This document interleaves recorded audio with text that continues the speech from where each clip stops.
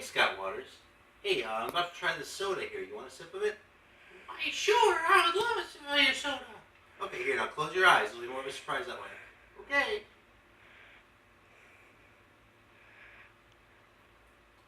Ah! Coffee! Ah! Hey, Aaron, I don't feel it. That was for a favorite coffee hater here. So, I think we're actually going to do the record room tour today. I just moved not too long ago, so, shit, it's weird. Everything's in a different place. I don't know what the hell to do. We're getting close to a month. Yeah, Spencer's back. He's kind of still hacking, but he's been a little bit sick, but he's back. So maybe my views will go back up. Shit, what did I do with the... Oh, there it is. Okay, so check it out. Here's the deal. We're going to do the record room tour, but first we're going to bust open a little soda. And this is actually one that I tried before when my computer was acting all fucked up, which it actually is again, but... so I had to get another bottle. This is a Coca-Cola. You can really fill in your own jokes. but they're probably pretty fucking funny. Leave them in the comments. This one actually has caffeine in it. And it has a strong cola taste. It's strong like a cock. And it's from Incline Village, Nevada. Is what it says. Made in the USA with pure cane sugar.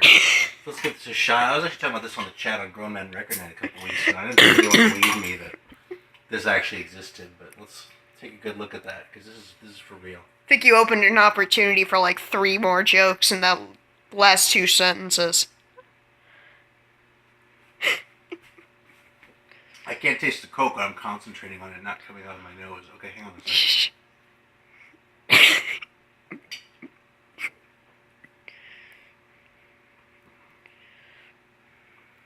Yeah, I actually like this better than the first time I had it. It's very mild, actually. It's a strong cola taste. It's really kind of not. It's, I talk about the mouthfeel in a lot of my videos. And this one really doesn't have a whole lot of mouthfeel to speak of. You can go ahead and have a sip. I don't give a shit. Well, I'll get a glass. Okay, that's probably better. Alright,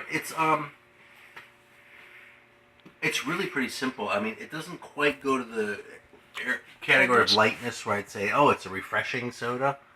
Hold That's this really out. close. Well, like, hold it out so I can go get a Okay, glass. it doesn't quite go to the area where it's like a refreshing soda, but like, it's, shit, I don't really know how to, well, damn, let's take another damn sip.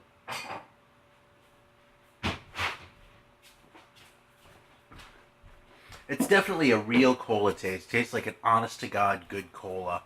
It's not overly sweet. It's plenty sweet, but it's not overly sweet. But it doesn't have anything really sort of distinctive about it in the way that, like, I always come back to this, but the Swamp Pop Noble Cane Cola, which is pretty much my favorite, and don't squill all that down. You can have some of it, but that's mine. Now give the camera back, amateur. Okay. Alright, so anyway, I should probably put on a fucking record, actually. I probably should have done this before we started. You know what I'm actually going to do is I'm going to need to drop the public image. Or the purple image, not public image. What the hell? I'm not going to make fucking public image records on my videos. I actually do own one. But, you don't need to hear about that shit from me. Jesus. Yeah, this is, I tried making a video last night, which would have been the, Funk Records for Hard Rockers video, but my fucking computer crashed. And this one's going to feature prominently. So when I get around to making that one again... Could be tonight. This is going to get talked about in there. So what I'm going to do, just sort of to, what do you think of that? It's okay. Yeah. Alright, just sort of make it fun. I'm going to, like, give a record room tour. But, I'm going to pull out some of the records that are on the ends. Okay, because I just moved in here a few weeks ago, right? I unloaded the shit. I actually got some new shelving units. But I unloaded the shit, and, like, what's on the ends is what's on the ends, right? So, it'll kind of give a little bit of a cross-section of the record collection without being, like, an actual 5 random records. So, listen how heavy this is, man. It's a fucking funk record. Show them my handiwork with the masonite.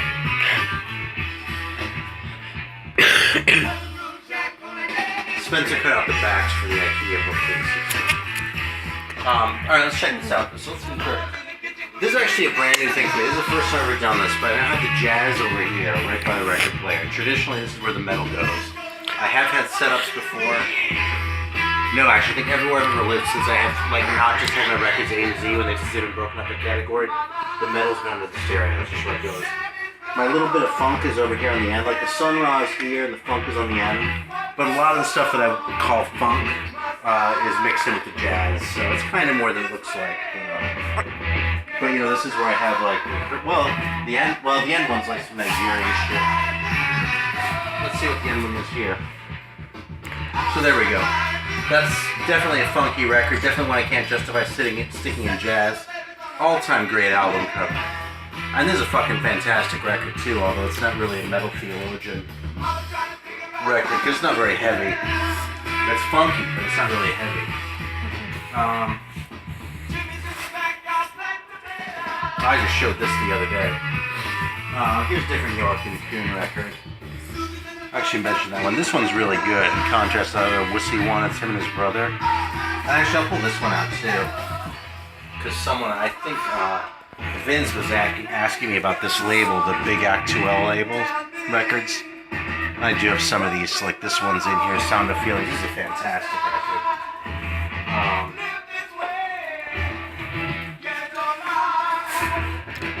Shit, if I go looking for them, I'm not going to find them, so. This isn't a very good record here, this Tenor Conclave record. But this one's awesome. That's what I think it is. No, it's not, but this is a good record. It's not an awesome record, but it's a good record.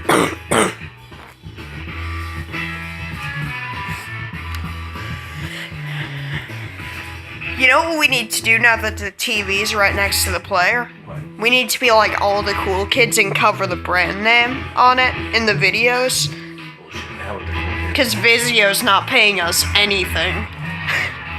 Blur it out. Yeah. This is a really cool record that's really funky. I've actually talked about this label a little bit before, the Groove Merchant label. This is actually one of the records that got me into it. And that cover, as far as I'm concerned, is corny as fuck. But this is an awesome, funky record. It definitely has a jazz vibe, you know, which is why it's in my jazz section here. But George Freeman is fucking fantastic. I have 2 records of his, and they're both great. So, alright, so that's the jazz. We're gonna kind of take a long way here. This is actually where the punk ended up, over here, because I don't really use it very often. It's actually the top to about here is punk, and the rest from there on over is like miscellaneous records. So this is actually kind of a cool piece. That's the only record I've ever seen that has the Heartbreakers with Johnny Thunder and when Richard Hell was still in the band. And it has some of the songs like Love Comes in Spurts that Richard Hell took with him to the Voidoids. What else do I have here? Oh yeah, of course I have a copy of that. And actually I'm kind of proud of this because everybody's copy of this record is mint. Because nobody ever fucking played it, because they hate it. But this one like has some ring wear, and like one of the sides is kind of scuffed.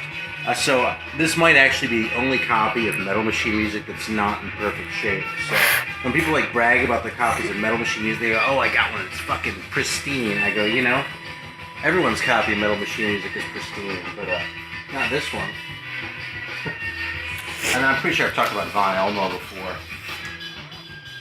There's the reissue of that record with some demo shit from the early days. And here's the original, the LP. This is actually some good shit over here. This is kind of overflow. What's that? Some black metal. Yeah, and like this is just miscellaneous shit. Like these aren't even bags. It's like my fucking Outlaws records and shit like that I don't really care about. Alright, so over here is where the rock section starts. Then we got my coffee. Check that out. Yeah. Go over here, like we have some classic shit, like An NES. Yeah. We have the Antorcha record. It's a classic, like pretty politically charged Mexican band. I know I told Garino about this one. This is a great, like, hard prog record. It's definitely on the prog side, but I played this record a lot over the years. It just continues to deliver for me. It's I Turned to See Whose Voice It Was by Gomorrah. That's not an original. Neither is the Antorcha. Those are ridiculous. See, that's black. You know, what do I have here? There we go. This is what I'm not likely to show otherwise. The Moray Eels Eat the Holy Modal Rounders. It's kind of a classic record, but it's kind of like a little bit more hippie shit than what I normally dig. So, what can I say? It's an early electro, though. How about Zeke, the vinyl geek, would be all over that fucking record. What else do I have? Kalevala. First Cactus, great record. Alice Cooper, Killer. Yeah, of course, this has the calendar in it. I'm actually gonna try, well, fuck it, I'll bust it out, man. I kind of hate to wear out the spine anymore, but I'll suffer for my art a little bit. So this is a 1972 calendar. It came with the original version of Alice Cooper, Killer.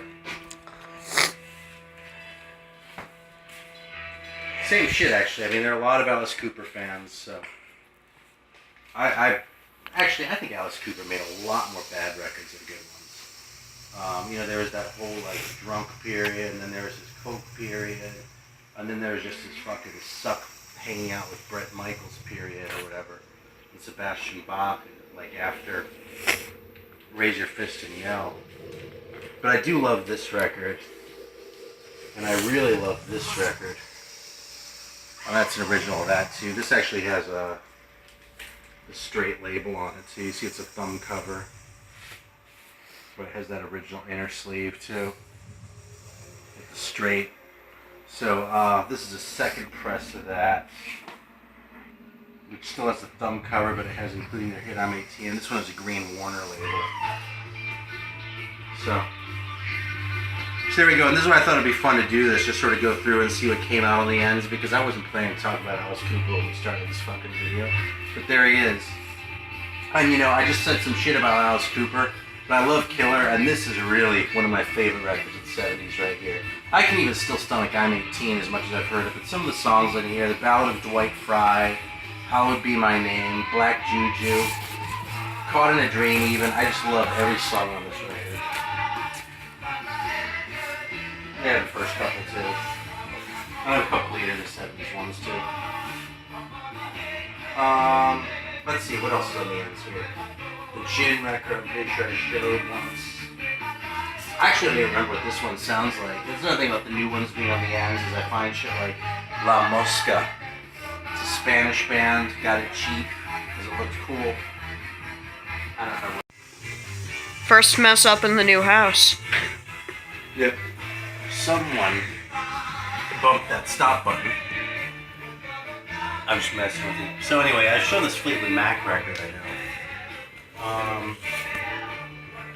They have this Orangutan record, which I remember being a pretty good, like, heavy record, but I don't really remember it too well. Oh, here's another one I've never shown this one. This Limbus record. This is a really cool Far Out one. That cover alone is awesome. It's probably freaking out your monitor right now. But that's an old War one with the original sort of Noctis War Alpha on the back. It's not an original, it's a Wah-Wah reissue, but they did a really nice job with this packaging. And actually I like Limbus so much that I have this Limbus 3 record too. Legit reissue. It's fine. It's the stickers from the record shop in Austin where I bought this. I about freaked out when I saw this there, and I had never seen anything about Limbus on vinyl. That was when I still had CDs too. I hadn't gotten rid of all my CDs yet. So let's see. We covered that shit. So here's kind of the rest of the good stuff. So the rock continues over here. These two sections. So here's my Poobah steamroller. That's what you can be jealous of. Actually, maybe I'll throw this on.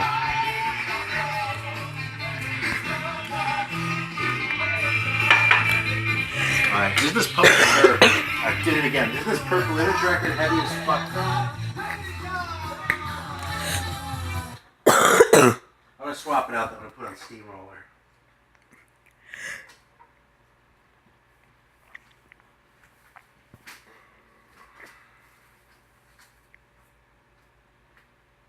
This is an all-time classic record. I don't think it's been reissued. I know, I'm pretty sure that Rockadrome, maybe when they're still Monster, but they put out a CD of this.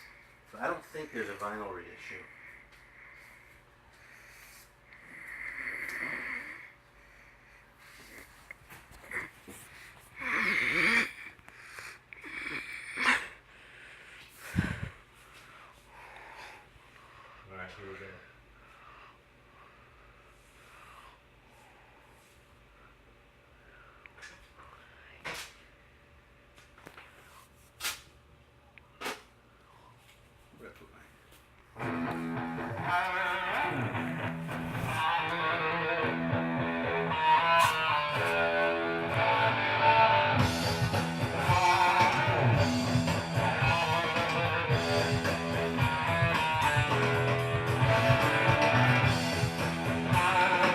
This is my favorite Pooh-Bah record. I like US rock. And I actually don't even have the first one let me in, but I like what I've heard off that. But this is a motherfucker, this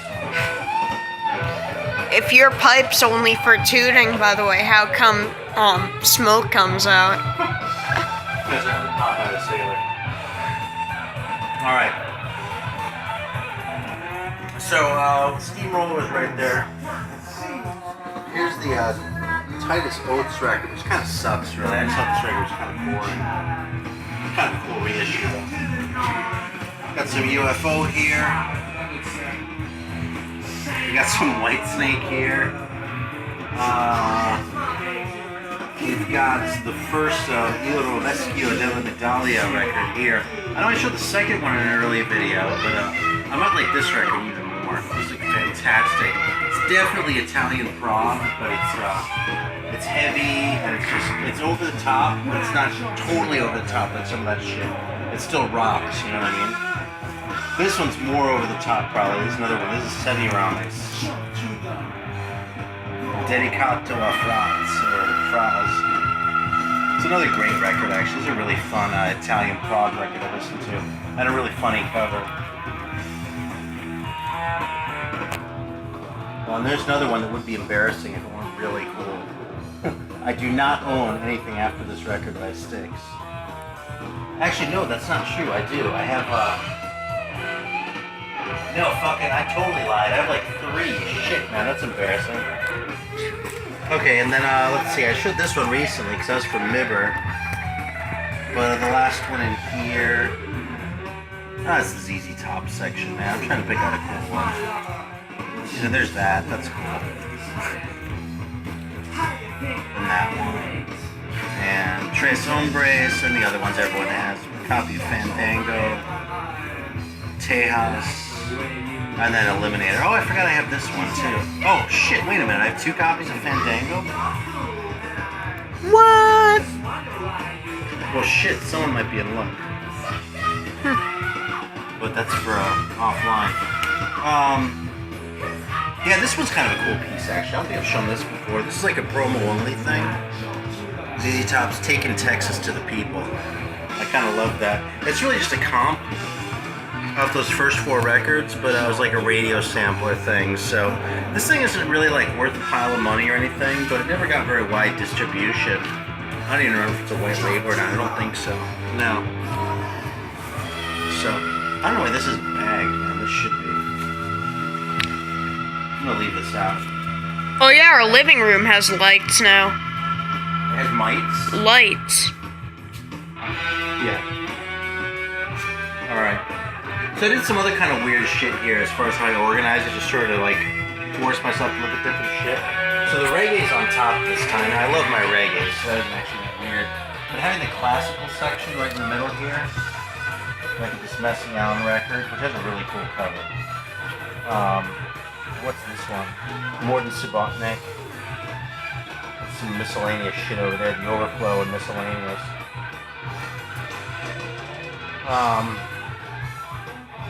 Yeah, so that's there. Anyway, on the ends here we have Iroy, Heart of a Lion, and Ross Michael, Peace and Love, the Dagawa. It's probably the weakest Ross Michael record, actually. I love Ross Michael, but this one is way better. Love Thy Neighbor. And of course this one. That's a classic. Now the regular section kind of ends about here, and then this is my Upsetters section right there, with the newest arrival right there on the end. This is my Wackies section. So all this shit from the Wackies studio is over here, out of Brooklyn. This is some of my favorite reggae, even though it's Jamaican expats and it's late for me. But then my Rocksteady is right here. So there's Alton Ellis, Roy Richards, and this is actually my On You shit right here at the end. So Creation Rebel, I think. No, it's still Rocksteady. It's still Roy Wilson. Alright, so there's Creation Rebel record, Starship Africa. African head charge, missing Brazilians, that kind of shit. So then finally, what you've been waiting for is the medals down here at the bottom. It's these bottom 2 rows. And yeah, maybe it feels like it's a little bit sort of relegated, but that's because I know the medal section probably better than any other single section. That's a little bit hard to say, but it's probably true. I mean, I didn't have to look at these notes on Mar, but like Biscaya's never ended up on the end before. This is kind of a cool piece. Not the greatest record ever, but a cool sort of Swedish thing. Oh, but Greeno has this. Definitely a classic cover. Let's see, this Chastain Mystery of Illusion, I'm pretty sure I've shown. Deep Switch, 9 Inches of God. This was actually a reissue of the Lunar Womb by the Obsessed.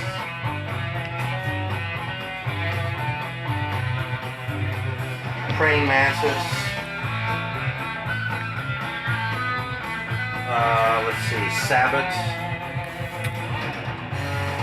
Silver Mountain. This Electric Wheels record, which sucks. Looks great, doesn't it? It's not. It's like EOR shit. It's not good. Grim Reaper. The Sire record. Iron Angel, Winds of War. That's a great one. Oh, look at that. That's right on the end. How about that shit? Little plug. Creator Flag of Hate. What's this one? I don't even know. Oh, that Marquis de Sade record. The weird one before High Roller redid it. That Warrior. Fighting for the Earth. And what's over here?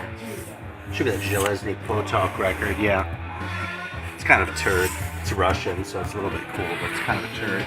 And then my metal comps are actually here, along with my 10 inches, which I don't have very many, but God, what do I have? I'm trying to see if I even have anything worth pulling out. This is kind of cool, this Killing Joke 10 inch. I might have shown that before, though. The Melvin's Eggnog. It's kind of a miracle that one survived. This is another one, you know, because you see a lot of shit like this in my collection, but for that Ministry. It's like limited to like 50 billion copies or something. It's kind of stupid. Yeah, limited edition 2,461. I'm like, most of the shit I buy like a normal run is like 500. Maybe 1,000 is a large run. So I don't even know what the fucking point of that is. So that's pretty much the tour of the record room, which is also the living room. We got some art, we got some books. We have my 45s up here in those 2 boxes. Got a globe. Yeah, shit. That's all I can think of. So, yeah. So, thanks for watching. For me, and on behalf of Spencer and myself and Scott Waters, thanks for watching. You know what I think you need to do? What? I think you need to apologize to Scott. He's really upset that you gave him coffee. Oh shit, I'm sorry. I just finished the soda. I wanted a taste of the Coca-Cola. I'm sorry, Scott, now. Actually, it wasn't about that. It wasn't about being mean to Scott. It was about making fun of the coffee thing. Because Scott hates coffee. So, and this isn't even Scott. It's just a fucking puppet. So. Wait, really? Alright, thanks for watching. Talk to you soon.